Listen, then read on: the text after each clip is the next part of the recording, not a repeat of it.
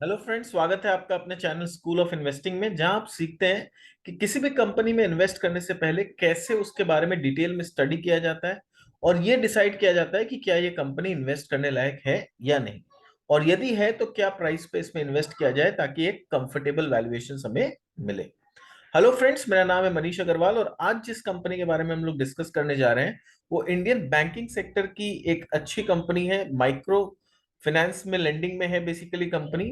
जी हाँ, कंपनी का नाम है बंधन बैंक। रिसेंटली इसका रिजल्ट आया है तो हम लोग इसके रिजल्ट को एनालाइज करेंगे और समझेंगे कि क्यों इस कंपनी में काफी दिक्कतें आ रही हैं, क्यों इसका प्राइस रेगुलरली गिरते जा रहा है। अगर मैं चार्ट भी आपको दिखाऊं, पिछले 1 1.5 साल का या 3 साल का चार्ट दिखाऊं, तो आप देखोगे इसमें कंटिन्यूअसली फॉल आते गया है और रेगुलर ये शेयर प्राइस नीचे की तरफ जाते जा रहा है।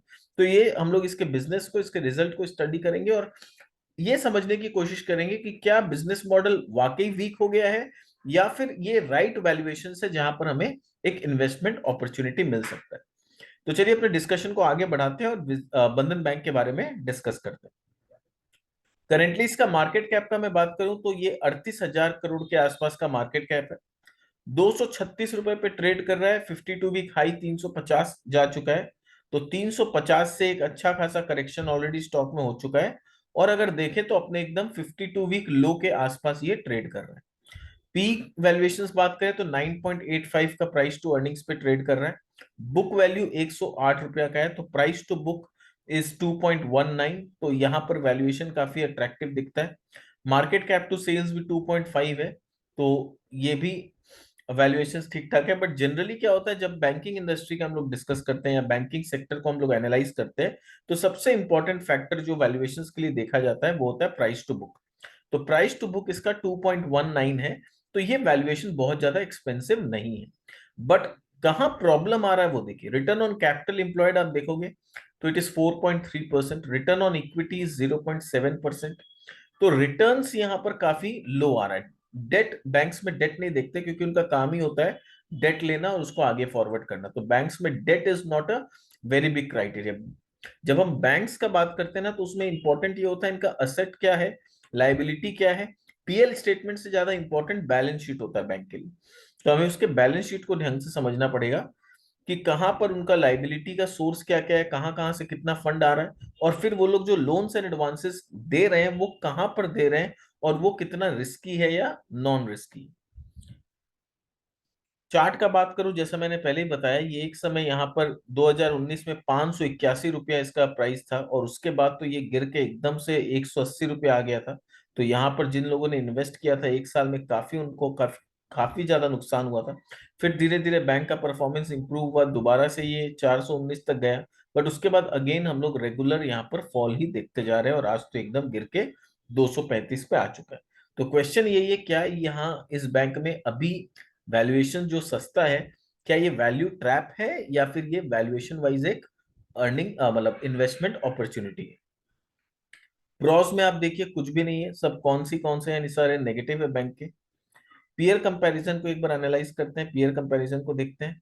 तो प्राइस टू बुक अगर मैं देखूं, H D F C 3.39, ICICI is 3.47, Kotak Mahindra is 3.9, Axis Bank is 2.27, IndusInd is 1.87, IDBI is 1.11, AU Small Finance 5.17, Bandhan Bank is 2.19।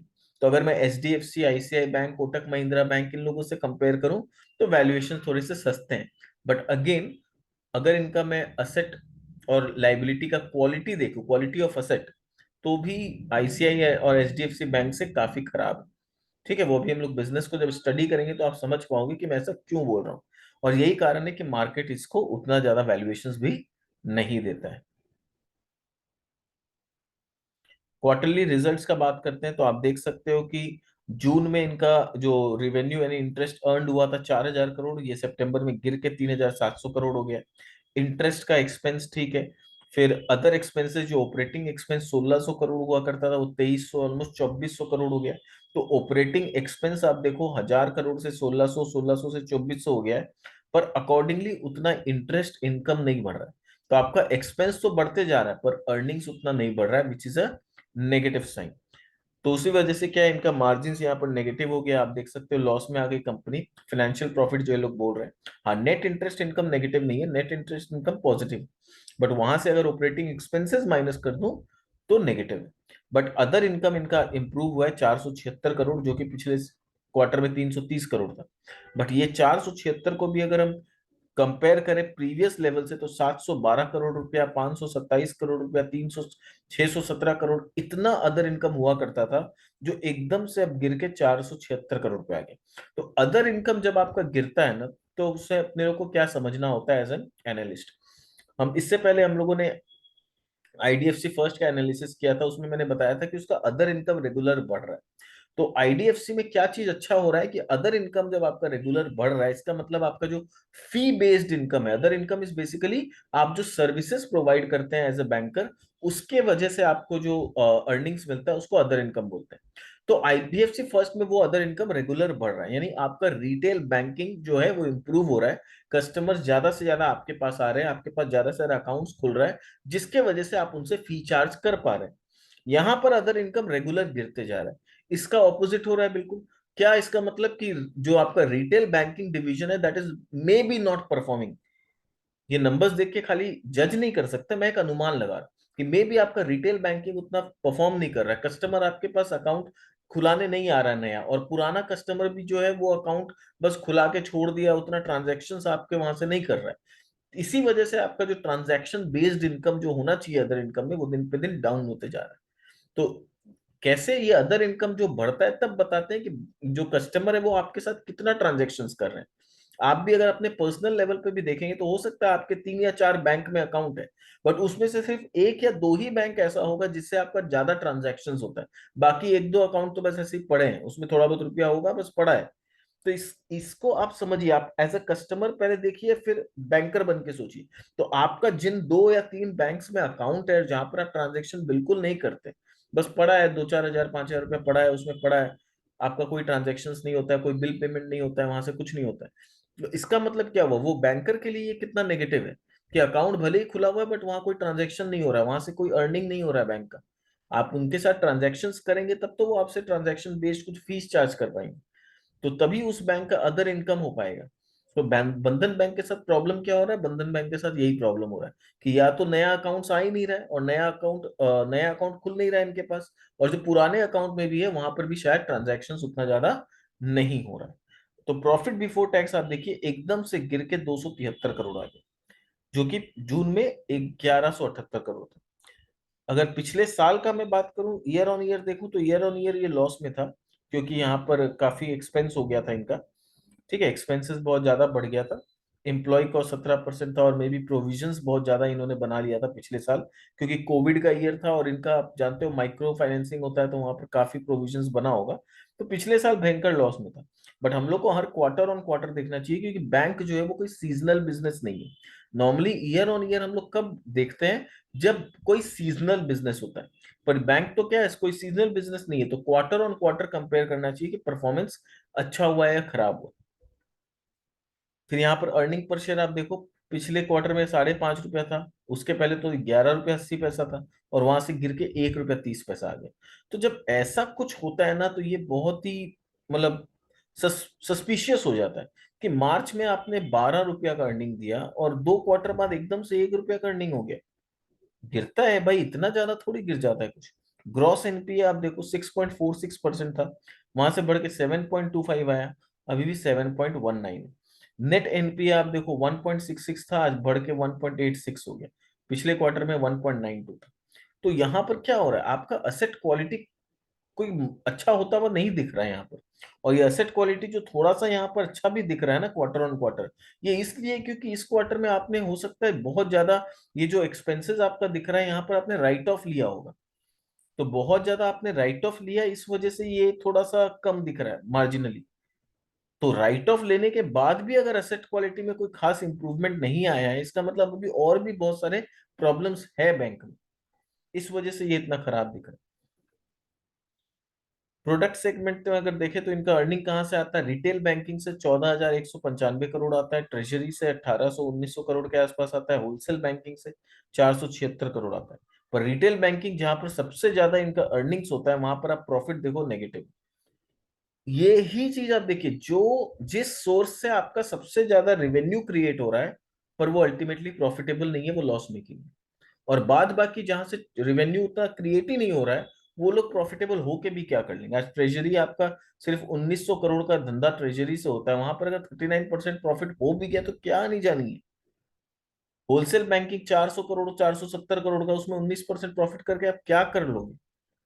Main तो आपका जो रेवेन्यू आ रहा है 15,000 करोड़, 14,000 करोड़ का, वहां पर तो आपका लॉस है। तो ये दिखाता है कि बिजनेस मॉडल थोड़ा सा गड़बड़ है, मतलब अंदर, मतलब कुछ तो प्रॉब्लम है बैंक में। ग्रोथ का बात करें तो प्रॉफिट ग्रोथ आप देखो, 3 साल में 60% नेगेटिव है, 5 साल में 35% के कैगर से नेगेटिव है प्रॉफिट ग्रोथ।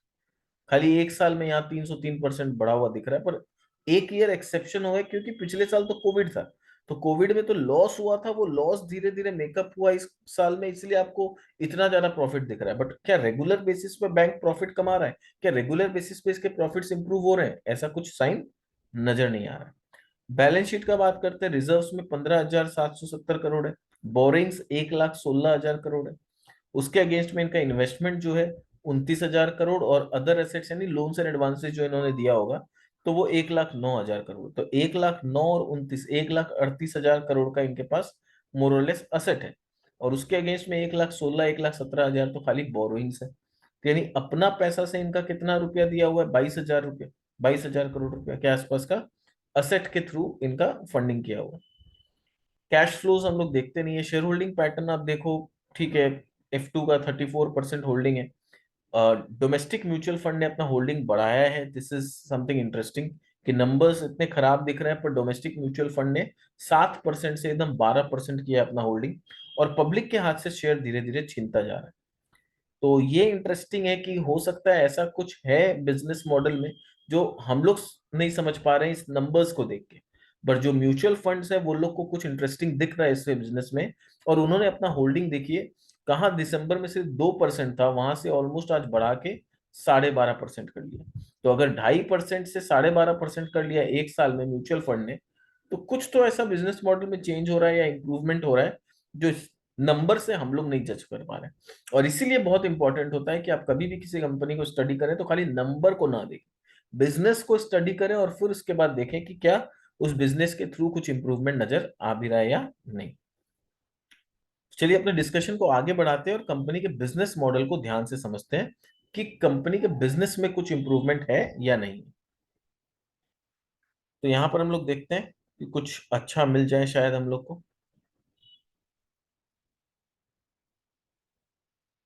तो यहां पर क्या बोल रहे हैं, the board of directors of Bandhan Bank Limited at a meeting held in Kolkata today approved its financial results for the quarter ended September। ठीक है, क्या क्या हाईलाइट्स है? लोन पोर्टफोलियो जो है वो 17% बढ़ा है ईयर ऑन ईयर। तो अब यहाँ पर आप देखो किस तरह से मैनेजमेंट ना, आई वोंट से कि मैनेजमेंट चीट करना चाहता है, but at the same time management थोड़ा सा इन्वेस्टर्स को क्या बोले, डाइवर्ट करना चाहता है। असली चीज, असली मुद्दों से डाइवर्ट करना चाहता है जब वो लोग इस तरह के नंबर्स देते हैं। आप ये देखो कि जैसा मैंने बताया, बैंक्स कोई सीजनल बिजनेस नहीं है।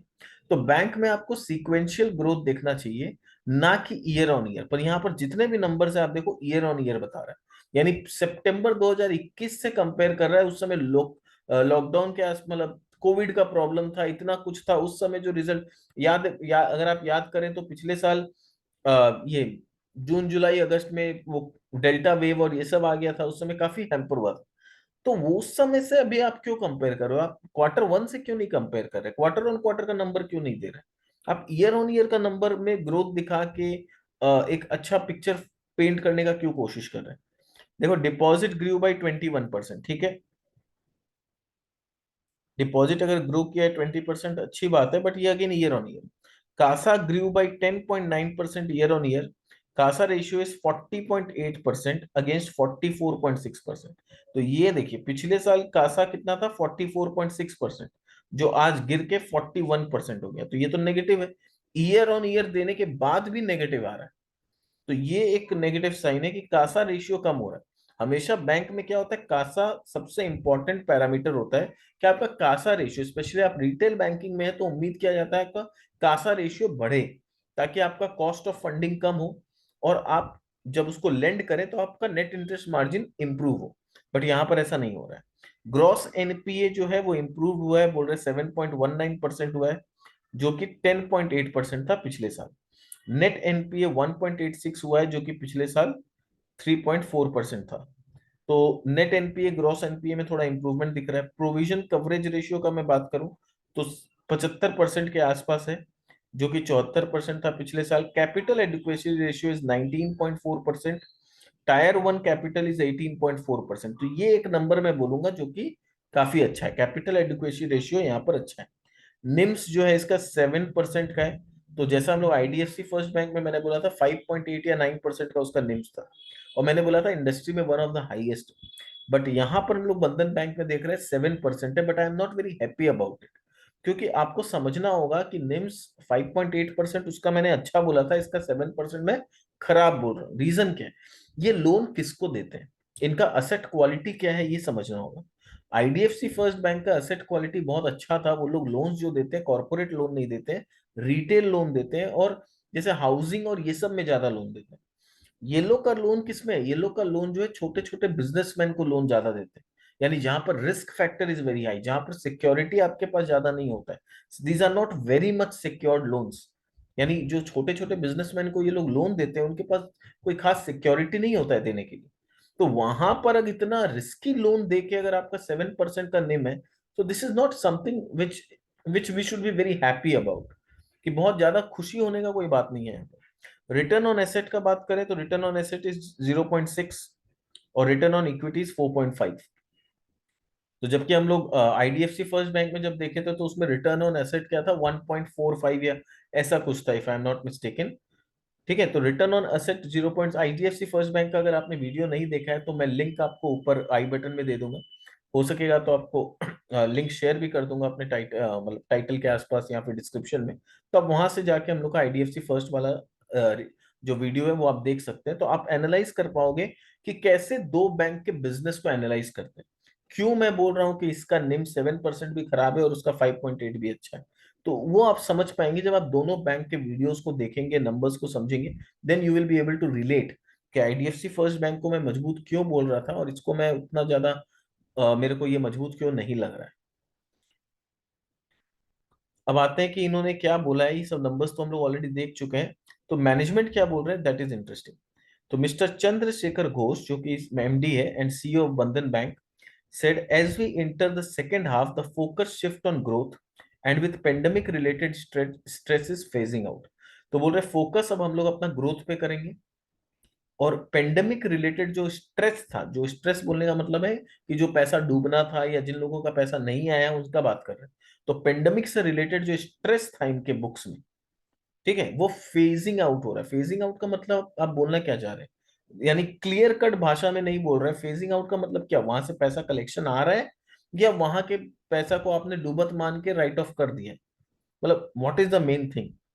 तो ये सब क्या है, phasing out. Phasing out is not a very proper clear word. What do you mean by phasing out? दो तरह से फेज आउट हो सकता है। या तो आप राइट ऑफ कर रहे हो बुक्स में, यानी उसको डूबत मान के बैड डेट्स दिखा दे रहे हो अपने बुक्स में, और धीरे धीरे वो फेज आउट हो रहा है। या तो ऐसा है कि वहां पर जो लेट कलेक्शंस आ रहे थे, वो पेमेंट नहीं आ रहा था, अब पेमेंट आना चालू हो गया। तो ये अभी इनके भाषा से नहीं समझ में आ रहा है, जब हम लोग आगे रिसर्च करेंगे तब समझ में आएगा। Banking outlets as on 30th September stood at 5,646. The network consists of 1,190 branches, 4,456 banking units, as against 1,168 branches and 4,450 units in September। तो एक साल पहले इनका 1168 ब्रांच था, जो अभी बढ़ के 1190 हो गया। यानी करीब करीब इनका 22 नए ब्रांचेस खुले हैं। बैंकिंग यूनिट्स 4,450 था, वो 4,456 हुआ है। तो खाली 6 नए बैंकिंग यूनिट्स लगे हैं एक साल में। तो ये कोई बहुत खुशी वाला बात नहीं है। अब आते हैं इनके नंबर्स को देखते हैं, आपको समझ में आ जाएगा कि क्यों मैं बोल रहा हूँ कि नंबर्स बहुत ज्यादा इंटरेस्टिंग नहीं है। नेट इंटरेस्ट इनकम देखिए आप, कितना आ रहा है, 2,193 करोड़, जो कि पिछले क्वार्टर में था 2,514 करोड़। तो क्वार्टर ऑन क्वार्टर ये 13% के आसपास गिरा है। पर मैनेजमेंट किस बात पे फोकस कर रहा है, या ऊपर जो हाईलाइट किया हुआ है वो किस बात पे हाईलाइट किया हुआ है कि ईयर ऑन ईयर 13% बढ़ा है। मेरे को ईयर ऑन ईयर से क्या मतलब है? बैंक में मुझे ईयर ऑन ईयर से ज्यादा इंपॉर्टेंट क्वार्टर ऑन क्वार्टर। तो आप ईयर ऑन ईयर कंपैरिजन में ग्रोथ दिखा के उसको हाइलाइट्स में लिख रहे हैं, यानी कहीं ना कहीं आप डाइवर्ट करने का कोशिश कर रहे हैं इन्वेस्टर्स को। रियल पिक्चर ये है जो आपके सामने है quarter on quarter. Non interest income इनका बढ़ा है, that is good, that is appreciating. पर टोटल इनकम आप देखो तो 6.5% के आसपास गिरा है। ऑपरेटिंग एक्सपेंसेस 9% बढ़ा है। तो एक तरफ आपका इनकम गिर रहा है और दूसरे तरफ आपका ऑपरेटिंग एक्सपेंस बढ़ रहा है, यानी दोनों उल्टा। आपका इनकम बढ़ना चाहिए, खर्चा घटना चाहिए, पर यहाँ क्या हो रहा है, इनकम घट रहा है, खर्चा बढ़ रहा है। अल्टीमेटली ऑपरेटिंग प्रॉफिट जो क्वार्टर ऑन क्वार्टर है वो 14.7, ऑलमोस्ट 15% आपका ऑपरेटिंग प्रॉफिट में फॉल आया। उसके बाद आपका प्रोविजंस भी ऑलमोस्ट डबल हो गया। वो देखिए 642 करोड़ का आपका प्रोविजन था पिछले क्वार्टर में, इस क्वार्टर में ऑलमोस्ट 1300 करोड़ का प्रोविजन आपने किया। तो 1300 करोड़ इतना बड़ा प्रोविजन आपका करने के बाद भी ग्रॉस एनपीए और नेट एनपीए बहुत ज्यादा अच्छा नहीं हुआ है, बहुत ज्यादा उसमें सुधार नहीं आया है। इसका सिंपल सा मतलब आपका स्लिपेजेस कितना हाई होगा।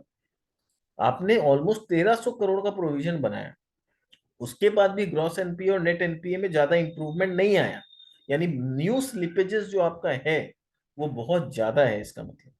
तो अल्टीमेटली आपका जो नेट प्रॉफिट है उसमें फॉल कितना आया, 76% के आसपास का नेट प्रॉफिट में आपका फॉल आया। तो this is the true picture. आप जो हाइलाइट्स में जो पिक्चर दिखा रहे थे year on year comparison, that is not the true picture.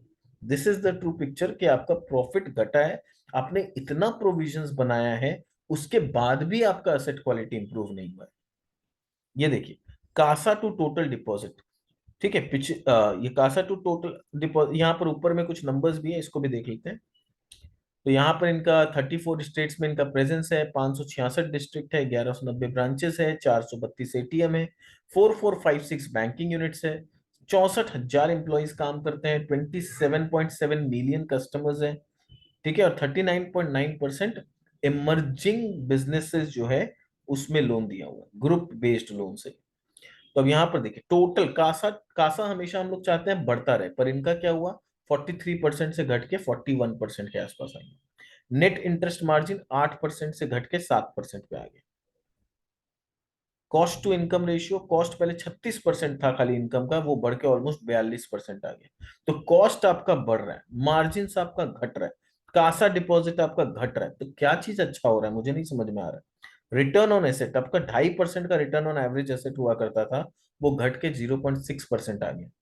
Return on average equity जो 19.7% रिटर्न ऑन इक्विटी था पिछले क्वार्टर में, वो एकदम से घट के 4.5% आ गई। एक क्वार्टर में इतना ड्रास्टिक चेंज, यानी इतना बड़ा प्रोविजन आपको लेना पड़ा इस क्वार्टर में कि आपका सारा नंबर तहस नहस हो गया।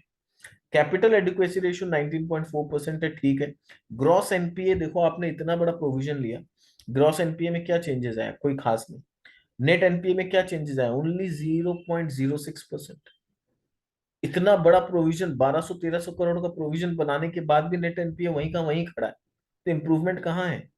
हाँ, अब आप ईयर ऑन ईयर दिखाओगे कि 3% से घट के 1.86 हो गया, ईयर ऑन ईयर देखने में अच्छा लगेगा, but that is not important, quarter on quarter देखना इज इंपॉर्टेंट।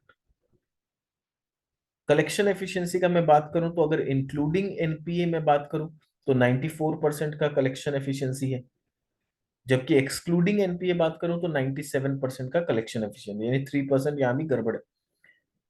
ठीक है, अगर क्वार्टर ऑन क्वार्टर के हिसाब से बात करें तो यहाँ 98% का कलेक्शन एफिशिएंसी है, अगर हम एनपीए को एक्सक्लूड कर दें, पर इंक्लूडिंग एनपीए 94% का कलेक्शन। इमर्जिंग बिजनेस से कलेक्शन कितना है वो देखना इंटरेस्टिंग रहेगा। तो इमर्जिंग बिजनेस से आप देखो कलेक्शन सिर्फ 95% है एक्सक्लूडिंग एनपीए, और एनपीए को लेके चले तो वो 90% हो जाता है। ठीक है, यानी 10% पैसा यहाँ पर कहीं ना कहीं डिफॉल्ट होता हुआ हम लोग को दिख रहा है। तो 10% अगर डिफॉल्ट होता हुआ दिख रहा है मतलब कलेक्शन नहीं आ रहा है, this is not a very good sign. अगर क्वार्टर ऑन क्वार्टर का मैं बात करूं तो एक्सक्लूडिंग एनपीए अगर मैं बात करूं तो 96% का कलेक्शन है, बट इंक्लूडिंग एनपीए का बात करूं तो 90% का ही खाली कलेक्शन आ रहा है। आसाम में कलेक्शन जो है वो इंप्रूव हुआ है, 77% से बढ़ के 87% हुआ है कलेक्शन। वेस्ट बंगाल में सेम 95% कलेक्शन है, रेस्ट ऑफ इंडिया में 96% कलेक्शन। एनपीए कस्टमर्स का पेइंग पैटर्न देखते हैं, यानी जिनका अकाउंट ऑलरेडी एनपीए हो चुका है उसमें क्या है, 66% कस्टमर्स हैं जो अपना अभी ड्यू पेमेंट कर रहे हैं। पर 34 ऐसे हैं जो अभी भी पेमेंट नहीं कर रहे हैं, जो आगे चल के हो सकता है बैड डेट होगा। जिनका पेमेंट अभी भी नहीं आ रहा है, इसका मतलब क्या है, वो आगे चल के बैड डेट का कैंडिडेट है। रीस्ट्रक्चर्ड कस्टमर, रीस्ट्रक्चर्ड कस्टमर का मतलब है कि जिनके लोन को आपने रीस्ट्रक्चर किया, कि रेट थोड़ा अपने अप डाउन कर दिया, या ईएमआई थोड़ा उनके लिए घटा दिया ताकि पेमेंट इजी हो जाए। 5 साल का लोन को बढ़ा के 8 साल कर दिया, टेन्योर बढ़ा दिया कि ईएमआई कम हो जाए ताकि उनको पेमेंट में थोड़ा सुविधा रहे। तो इसको बोलते हैं कि आपने कस्टमर का लोन को रीस्ट्रक्चर किया। रीस्ट्रक्चर करने के बाद तो उम्मीद होना चाहिए कि आपका कलेक्शन अच्छा है, पूरा है। कि आपने रीस्ट्रक्चर कर दिया, उनका ईएमआई कम कर दिया, फिर तो कलेक्शन अच्छा है। पर यहाँ पर क्या दिख रहा है, रीस्ट्रक्चर करने के बाद भी 38% of the customers are not paying. तो these are all not a very good sign कि 38% कस्टमर पेमेंट नहीं कर रहे, ओनली 62% कस्टमर्स आर पेइंग। आप सोचिए, आप अगर एक दुकान खोल के बैठे हैं, उसमें अगर आपने 100 लोगों को उधारी दिया, उसमें सिर्फ 62 लोग पेमेंट किए, 38 लोग पेमेंट नहीं करेंगे, तो आपका दुकान चलेगा क्या? इतना प्रॉफिट मार्जिन थोड़ी होता है कि सिर्फ 62 कस्टमर पेमेंट करेंगे तो 38 कस्टमर का भरपाई हो जाएगा। ऐसा नहीं होता है ना। अगर एक सिंपल से एग्जाम्पल लूं, 100 कस्टमर ने मान लो आपसे 10 रुपए तक, 10 रुपए का सामान खरीदा, ठीक है, तो आपने 1000 रुपये का सेल्स किया, ठीक है, इसमें आपका प्रॉफिट मार्जिन कितना होगा? 5%, 6%, इनका निम्स कितना है? 7%। तो 7% के हिसाब से आपका 700 रुपया कमाई होगा पूरा में। अब इसमें क्या हुआ, मान लो 40 कस्टमर आपका पेमेंट नहीं कर रहे, तो 40 कस्टमर नॉट पेइंग, यानी ये 40 × 10, 400 रुपया आपका कलेक्शन नहीं आया।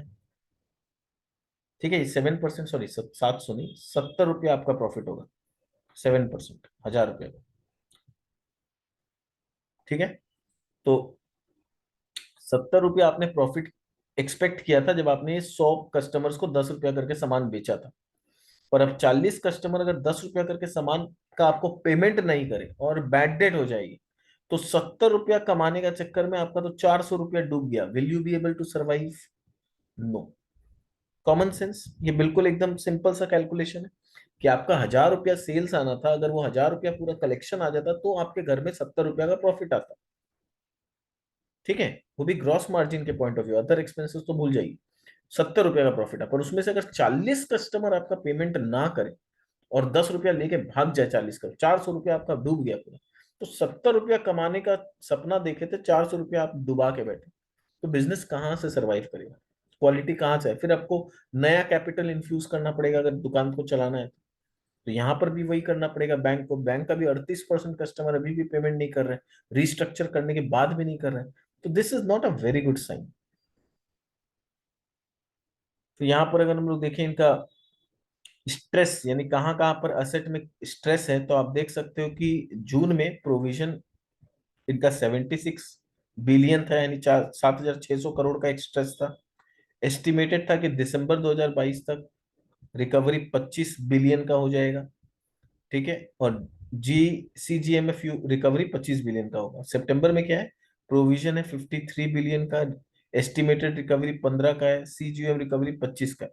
तो यहाँ पर स्ट्रेस पूल है कहाँ पर? एनपीए है 53%, जून में था, जो कि अभी 50.5% हो गया, तो एनपीए थोड़ा सा घटा है। नेक्स्ट अगर बात करें तो यहाँ पर जो रीस्ट्रक्चर्ड इनका लोन था वो 21 बिलियन के आसपास था। वो अभी रीस्ट्रक्चर्ड है ही नहीं, कुछ रीस्ट्रक्चर्ड में कहीं नहीं दिखा रहा है।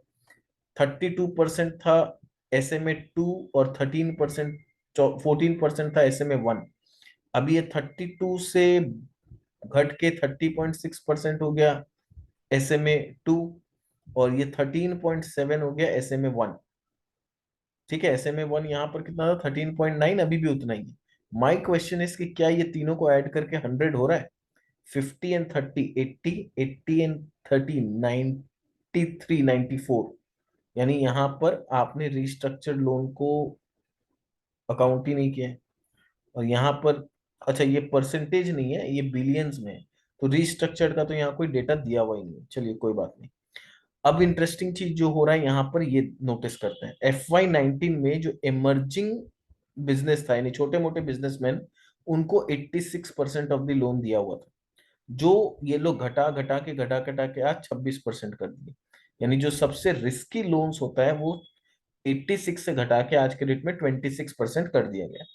कमर्शियल बैंकिंग से जो लोन नॉर्मली दिया जाता है, जैसे लोन अगेंस्ट प्रॉपर्टी हो गया, हाउसिंग लोन्स हो गया, ये सब जो लोन दिया जाता है, वो उस समय 10% था सिर्फ। उसको धीरे धीरे बढ़ा बढ़ा के आज 38% हो गया। फिर 2% इनका हाउसिंग लोन था, जो आज बढ़ते बढ़ते हाउसिंग लोन 30% हो गया। सॉरी, ये हो नहीं गया, sorry, I am so sorry, I am so sorry. ये 2025 तक इनका एक्सपेक्टेशन है कि वो लोग ऐसा कर देंगे। I am extremely sorry. ये आज का जो डेटा है वो ये है कि 86% से घट के 40% हो गया है इमर्जिंग बिजनेस का लोन। 10% से बढ़ के 31% हो गया है कमर्शियल बैंकिंग का लोन। हाउसिंग का लोन 2% से बढ़ के 27% हो गया है।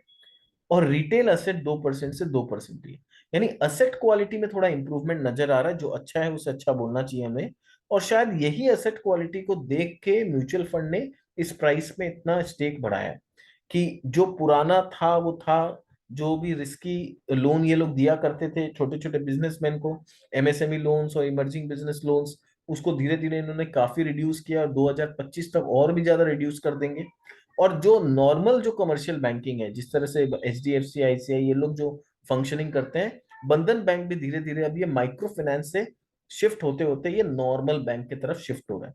तो शायद ये जो शिफ्टिंग है, ये मैनेजमेंट को, मैं सॉरी, जो म्यूचुअल फंड है इनको पसंद आ रहा है। और इस शिफ्टिंग की वजह से इन्होंने इसमें स्टेक अपना बढ़ाया है। तो हो सकता है that's could be one of the reason, क्योंकि और कोई रीजन नंबर्स को देख के तो कुछ अच्छा नहीं लग रहा है। पर यहाँ असेट क्वालिटी यहाँ पर जो इंप्रूव हो रहा है, और ये स्ट्रैटेजी है आगे का, ये इंटरेस्टिंग है कि बैंक्स जो है अपने आप को थोड़ा सा पूरी तरह से रिस्ट्रक्चर करने का कोशिश कर रहे हैं। असेट बुक्स का मिक्स देखते हैं। तो जून 22 में जो इमर्जिंग बिजनेस है वो 44% था, जिसको अभी घटा के इन्होंने 40% कर दिया है। एसबीएल मतलब small business and agricultural loans जो है, वो पहले 16.4% हुआ करता था, उसको घटा के 15% कर दिया है। रिटेल लोन्स 2.2% से 1.9% हुआ है। कमर्शियल बैंकिंग जो लोन्स है, यानी कॉर्पोरेट बुक्स जो है, कॉर्पोरेट लोन्स 14% से 12.5 किया है। कॉर्पोरेट लोन भी थोड़ा सा रिस्की होता है। मॉर्गेज लोन 27% से घटा के, सॉरी, 25% से बढ़ा के 26% हुआ। ठीक है, ये थोड़ा उल्टा मैंने दोबारा बोल दिया, आई एम सो सॉरी। आज थोड़ा सा गलती हो जा रहा है मेरे से, माफ करिएगा। जून नीचे है, सितंबर ऊपर है, तो अपने को नीचे से ऊपर देखना होगा। एक बार दोबारा से मैं समझाता हूँ। जो रिस्की लोन था वो 44% से इन्होंने घटा के 40% कर दिया। This is a good sign कि रिस्की लोन कम हो रहा है। Small business and agricultural loan 15.7% से बढ़ के 16.4% हुआ, which is okay. Retail loan 1.9% से बढ़ के 2.2% हुआ। This is a good sign कि रिटेल लोन बढ़ते जा रहा है इनका। कॉर्पोरेट बुक्स जो है, कमर्शियल लोन्स जो है, वो 12.5% से बढ़ के 14.6% हुआ। ये भी अच्छी बात है। और मॉर्गेज लोन जो है 25% से बढ़ के 27% हुआ। तो ये जो असेट क्वालिटी में चेंज आ रहा है, ये सब पॉजिटिव साइन है बैंक के। लाइबिलिटी प्रोफाइल देखते हैं, यहाँ थोड़ा सा खराब लगेगा।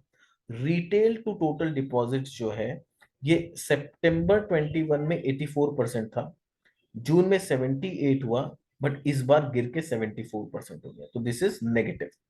कासा रेशियो का बात करते हैं। पिछले साल 44.6% था, जून में 43.2 हुआ, और सितंबर में गिर के 40.8 हो गया। तो कासा डिपॉजिट भी यहाँ पर काफी गिर गया। सेविंग्स अकाउंट बैलेंस पर कस्टमर जो है, वो कितना हुआ करता था? 1400 रुपया। ठीक है, वो बढ़ के 1800 रुपया हुआ, और अभी थोड़ा सा बढ़ के 1900 रुपया के आसपास एवरेज कुछ आया है ईईबी का। जनरल बैंकिंग आप देखोगे तो गिरा ही है। तो जनरल बैंकिंग गिरा है, तो यहाँ पर लाइबिलिटी प्रोफाइल अगर मैं देखूं, तो सब जगह खराब है। आपका खर्चा बढ़े जा रहा है, आपका कासा रेशियो गिर रहा है, आपका निम्स गिर रहा है, आपका एवरेज सेविंग्स अकाउंट में जो बैलेंस होना चाहिए वो गिर रहा है। तो liability side is very bad. यानी आपको जो रुपया जहां से सोर्स ऑफ फंडिंग होना चाहिए वो काफी खराब हो रहा है। आप जो फंडिंग डिप्लॉय कर रहे हो उसमें आपका स्ट्रैटेजी अच्छा है, उसमें आप अच्छा काम कर रहे हो, आप अच्छे अच्छे लोन्स देने का कोशिश कर रहे हो। बट वो लोन आप तब दे पाओगे जब आपका लाइबिलिटी प्रोफाइल इंप्रूव होगा, आपका कासा डिपॉजिट्स बढ़ेगा, आपके खर्चे कम होंगे, आपका सेविंग्स अकाउंट का एवरेज बढ़ेगा। बट वैसा नहीं होगा, तो liability profile is poor. Asset mix जो है, असेट क्वालिटी है, आप असेट मिक्स जो है वो धीरे धीरे आप इंप्रूव करने का कोशिश कर रहे हैं, बट लाइबिलिटी उतना इंप्रूव नहीं हो रहा है। ऑपरेटिंग परफॉर्मेंस मैंने ऑलरेडी बता दिया है, कैपिटल एडिक्वेसी रेशियो आपका अच्छा है। ठीक है, 19.4% है। निम्स आपका गिर रहा है, 7% पे आ गया। आपका स्प्रेड जो है, यील्ड जो है, वो कॉस्ट ऑफ फंड्स आपका 5.3% है। आपका स्प्रेड 7.1% है। मतलब है नहीं, मतलब पिछले साल था FY 22 में, जो कि अभी जो है स्प्रेड गिर के 6.5% हो गया। क्यों? क्योंकि आपका कॉस्ट ऑफ फंड 5.5% हो गया। यील्ड भी आपका कम हुआ है, 12.4% से गिर के 12% का यील्ड आ गया। तो ये थोड़ा सा सिचुएशन टेंस्ड है। आपका Q1 में यील्ड जो था 12.9% था, कॉस्ट ऑफ फंड 5.3% था, स्प्रेड जो है 7.6% था। तो परफॉर्मेंस यहाँ पर खराब होते जा रहा है। ऑपरेटिंग प्रॉफिट तो ऑलरेडी हम लोगों ने देखा कि इस तरह से नेगेटिव हो रहा है। ग्रॉस एनपीए, नेट एनपीए का बात करूं तो जून में 7.3%, 1.9% था, वहां से 7.2 और 1.9 ही है नेट एनपीए। क्रेडिट कॉस्ट आपका, क्रेडिट कॉस्ट 2.7% था पिछले क्वार्टर, वो बढ़ के 5.3% हो गया। तो क्रेडिट कॉस्ट ऑलमोस्ट डबल हो गया। तो पीएल वाइज और बैलेंस शीट का लाइबिलिटी पोर्शन वो बैंक का बहुत खराब है। अगर कुछ पॉजिटिव दिख रहा है तो मैनेजमेंट का स्ट्रेटेजी असेट मिक्स की तरफ, कि जिस तरह से वो लोग असेट मिक्स चेंज कर रहे हैं, अपना जो लोन्स एंड एडवांसेस है वो रिस्की लोन से हटा के थोड़ा सा मॉर्गेज लोन की तरफ या सेफ लोन की तरफ ले जा रहे हैं। वो एक क्वालिटी अच्छा दिख रहा है बैंक का। Otherwise liability profile is very bad. Profit and loss account का अगर मैं बात करूं तो वो भी काफी बुरा है। ये बंधन बैंक पे HDFC सिक्योरिटीज ने अपना कुछ टिप्पणी दिया है। तो उनका बोलना है कि ये एस्टिमेट को मिस किया, earning missed our estimates with disappointing performance. तो उन्होंने साफ साफ बोल दिया है कि परफॉर्मेंस काफी डिसअपॉइंटिंग है एसेट क्वालिटी की तरफ। Impairment recognition on entire restructured portfolio, slippages 19.2% का नया स्लिपेजेस हुआ है। राइट ऑफ हुआ है 17% एनुअलाइज्ड बेसिस पे। The asset quality outcomes during the quarter and the management commentary around growing vulnerability and borrower behavior in core emerging business segment suggest existential questions on the quality and recoverability of the bank core customer franchise। यानी आज भी बहुत ज्यादा इनका जो loan दिया हुआ है वो इमर्जिंग बिजनेस को दिया हुआ है, और मैनेजमेंट इसका ठीक से जवाब नहीं दे पा रही है कि क्या ये कलेक्शन होगा, कितना और स्लिपेजेस आएगा। इस बार जो स्लिपेजेस आया वो बहुत खराब आया, आगे हो सकता है और भी ज्यादा स्लिपेजेस हो और कलेक्शन बहुत डिफिकल्ट हो। तो यहाँ पर जो अभी जो सिचुएशन है वो बहुत ज्यादा खराब है। H D F C securities का जो है उनका भी यही मानना है। Stress remain elevated and revision gets prolonged, strong traction in disbursement. तो ये बोल रहा है डिसबर्समेंट इंप्रूव हो रहा है, जो डाइवर्सिफिकेशन ये लोग कर रहे हैं वो अच्छा हो रहा है, कि कमर्शियल बैंकिंग की तरफ जा रहे हैं, अपना असेट मिक्स को इम्प्रूव कर रहे हैं, वो अच्छा है। बट कंसर्न क्या है? जो कस्टमर है क्या वो इनके साथ टिके हुए हैं? जिनका सेविंग्स अकाउंट है क्या वो ट्रांजेक्शन करते हैं? क्योंकि अदर इनकम भी इनका धीरे धीरे गिर रहा है, यानी कस्टमर इनके थ्रू ज्यादा ट्रांजेक्शंस नहीं कर रहे हैं, यहाँ पर ज्यादा अपना पैसा डिप्लॉय नहीं कर रहे। तो कंसर्न्स तो बैंक में बहुत सारे हैं। तो this was all about understanding of Bandhan bank. उम्मीद करता हूँ कि आपको बंधन बैंक का बिजनेस ढंग से समझ में आया होगा। बीच में छोटा छोटा मेरा मिस्टेक हो गया, उसके लिए प्लीज मुझे माफ करिएगा। अगर आपको इसी तरह से वीडियोस देखने हैं, अगर आपको अच्छे लगते हैं कि बिजनेस के बारे में इन डेप्थ आप जानना चाहते हैं, बिजनेस को समझना चाहते हैं, तो आप हमारे चैनल को सब्सक्राइब कर लीजिए अगर आप नए आए हैं। और नोटिफिकेशन बेल बटन दबाना मत भूलिएगा, ताकि आपको नए वीडियोस का जानकारी इमीडिएटली मिले। और अगर आपने पहले से सब्सक्राइब कर रखा और आपको हमारे वीडियोस पसंद आते हैं, आपको लगता है कि हमारे वीडियो से आपको कुछ सीखने मिलता है, कुछ जानने मिलता है, कुछ वैल्यू आपको क्रिएट होता है, तो उसे लाइक जरूर कर दीजिए। कमेंट में लिख के हमें बताइए कि और किस कंपनी के वीडियो आप देखना पसंद करेंगे। अगर हमने कोई पॉइंट मिस कर दिया तो उसको भी कमेंट में आप लिखिए, ताकि हमारे बाकी दर्शक आपके नॉलेज से कुछ सीख सके।